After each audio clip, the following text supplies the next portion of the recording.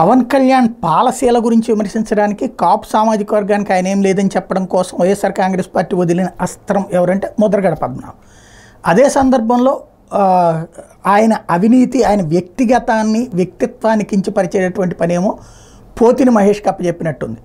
ఇద్దరూ ఒకనాడు పవన్ కళ్యాణ్కి అత్యంత ఆత్మీయుడేమో పోతిన, అదే సందర్భంలో అభిమానించేవాడేమో ముద్రగడ. ఇప్పుడు అభిమానం కాస్త దురభిమానమైంది. అదే సందర్భంలో పోతిని కాస్త శత్రువు అయ్యాడు. రోజు పోతిని మహేష్ ప్రెస్ కాన్ఫరెన్సులతో పవన్ మీద విరుచుకుపడుతున్నారు. తాజాగా పవన్ కళ్యాణ్ 13 ఏళ్లకే SSLC పూర్తి చేసిన మేధావని వైఎస్ఆర్ కాంగ్రెస్ పార్టీ నేత పోతిని మహేష్ ఎద్దేవా చేశారు. పవన్ కళ్యాణ్ అఫిడవిట్ మీద శుక్రవారం మీడియాకు మరో వీడియో విడుదల చేశారు. పవన్ పిఠాపురం అసెంబ్లీ నియోజకవర్గ అభ్యర్థిగా నామినేషన్ దాఖలు చేసే నేపథ్యంలో ఆయన సమర్పించిన అఫిడవిట్ తప్పులు తడగ్గా ఉందన్నారు.